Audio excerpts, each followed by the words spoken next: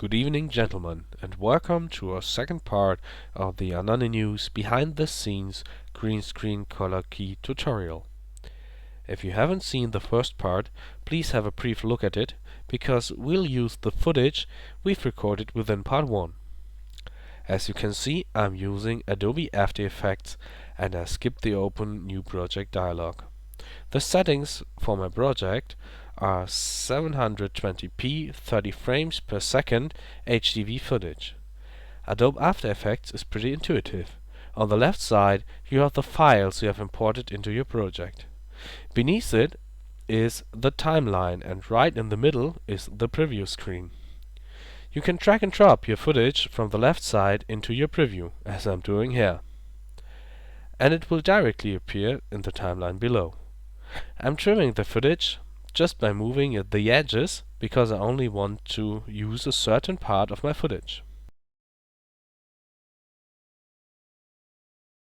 In case you know that the person in front of the green screen will only move a little, mask that area by dragging a rectangle mask over it. This is useful when areas of your green screen are not well lit, and there are color differences within the green. You basically cut out the bad lit areas. Now select Layer, Effects, and then the KEylight effect.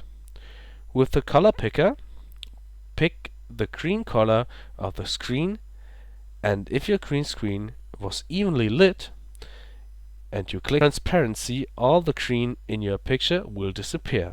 Now we go to Screen and Pre-Blur. It blurs the matte edges before applying the key. The advantages are better and smoother edges. Change to Screen Matte View. Now you have a black and white image. The white part is the person in front of the green screen. The black part is what you want to replace. You can see there are lighter parts within the black and darker parts within the white. Use the Clip White function to remove all the dark spots within the white, and the Clip Black function to remove the light parts within the black.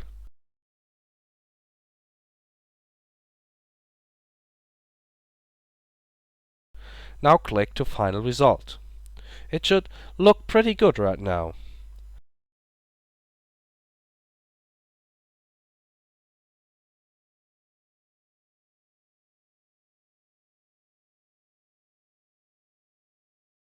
To further avoid freaky edges, use Screen Shrink. Shrink the edges by 1.5 pixels. That should do the trick. We've finished the preparations of our green screen footage, and we can replace the background now. Drag and drop your background image into your preview area, then drag it below your green screen footage in the timeline area. Basically, we're finished now, and we can render our host in the Virtual Studio. This is what you need to produce a basic green screen effect. There are plenty of ways to continue here, and to further improve the look and feel of your movie clip. You can change the exposure if your footage is too dark, or adjust the color levels or saturation. There's virtually no end to what you can do here. You know what you can do, so now go ahead and play with it. Here's the result. Feel free to request other tutorials or ask anything concerning this, and thanks for watching.